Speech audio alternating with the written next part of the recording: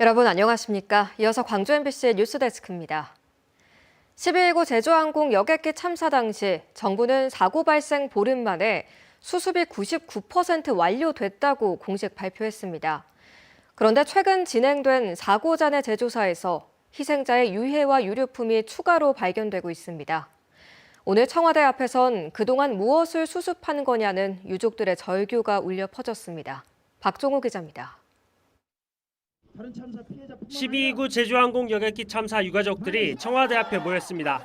최근 진행된 사고 잔해 재조사 과정에서 희생자 유해 9점과 유류품이 추가로 발견됐기 때문입니다. 이렇게 큰 뼈가 어떻게 남아있을 수 있어요? 어떻게 발견되지 않을 수 있어요? 어떻게 이걸 수술 못합니까? 유족들은 초기 수습 과정의 책임 규명과 함께 추가 유해 발견 경위에 대해 정부가 투명하게 설명해야 한다고 촉구했습니다. 특히 사고 발생 15일 만인 지난해 1월 15일 잔해 수습 99% 완료를 공식 발표했던 정부. 1년이 지난 현재까지 유해가 계속 발견되면서 초기 수습이 제대로 이루어졌는지 논란은 커지고 있습니다. 참사 1년이 지나서야 유해가 발견되는 참사만 사태는 국가재난 시스템의 부재를 의미합니다. 신설된 항처리는 사고 현장 전면 재수색을 통해 마지막 남은 흔적까지 수습하십시오.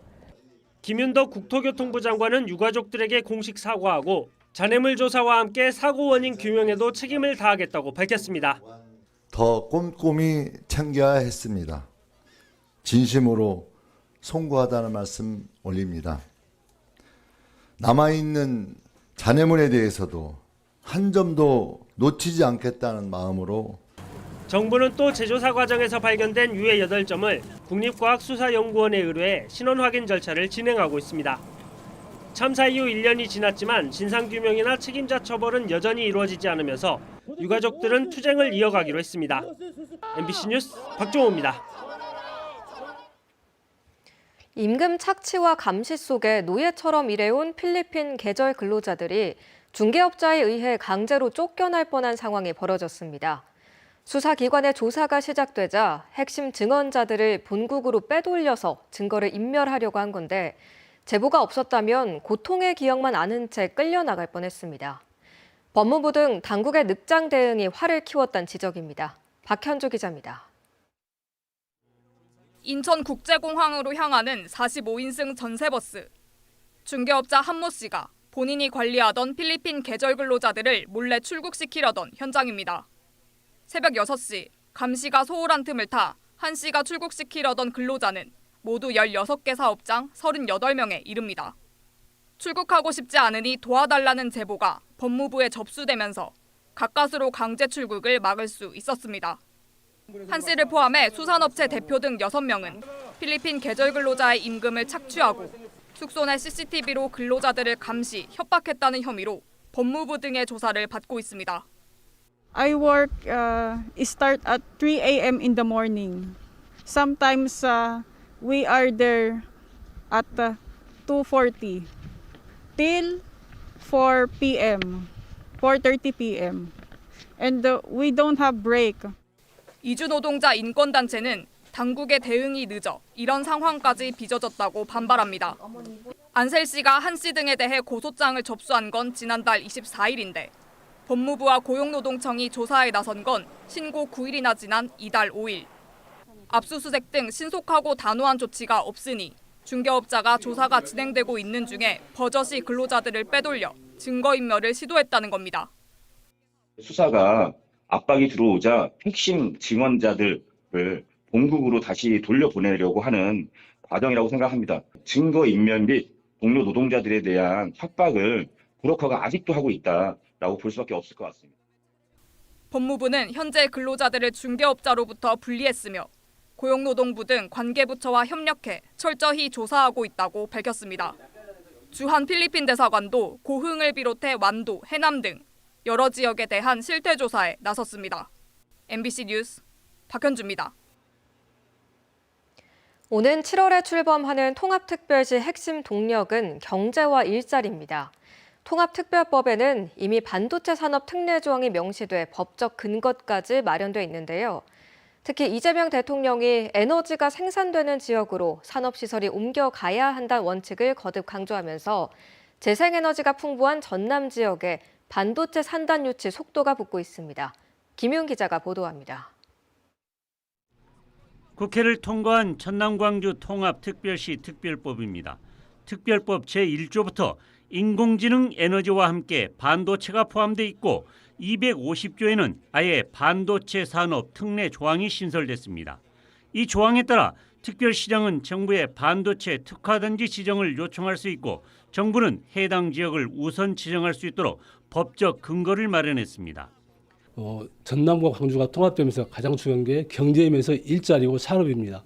산업의 최선두는 바로 반도체 산업이라고 말할 수 있습니다. 그래서 이재명 대통령도 이 같은 통합특별시의 움직임에 힘을 실어주고 있습니다. 중동 상황과 맞물려 열린 임시 국무회의에서 이 대통령은 산업시설도 에너지가 생산되는 지역으로 옮겨가야 한다는 원칙을 거듭 강조했습니다.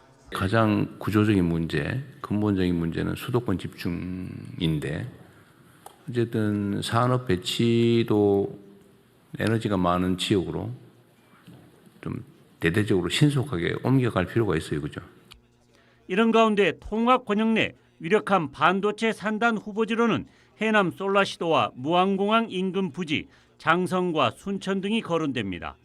반도체 산업의 특성상 막대한 전력과 풍부한 용수, 넓은 부지가 필요하고 특히 재생에너지 비율이 높아야 합니다. 해남 솔라시도 기업도시 부지는 즉시 착공 가능한 부지 396만여 제곱미터와 4억 톤의 용수를 갖춘 데다 2035년까지 21.9기가와트의 한전과 재생에너지를 공급할 수 있을 전망입니다.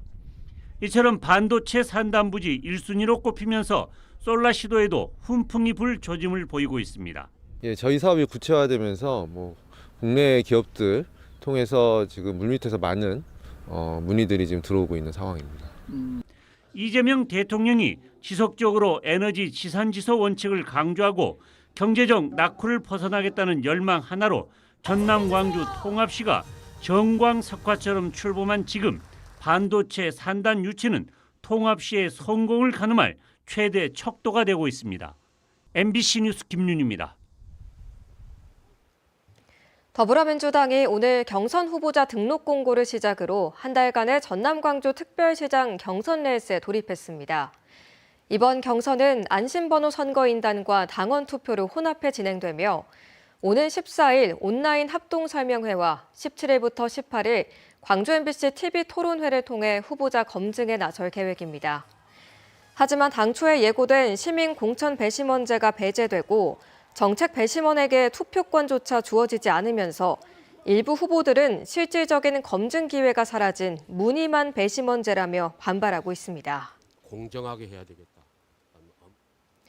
더불어민주당 광주시당이 여성 정치 참여 확대를 위해 도입한 여성전략특구가 음주운전 은폐, 폭언 징계, 수사 중인 후보들의 제도전 발판이 되고 있다는 논란이 거셉니다.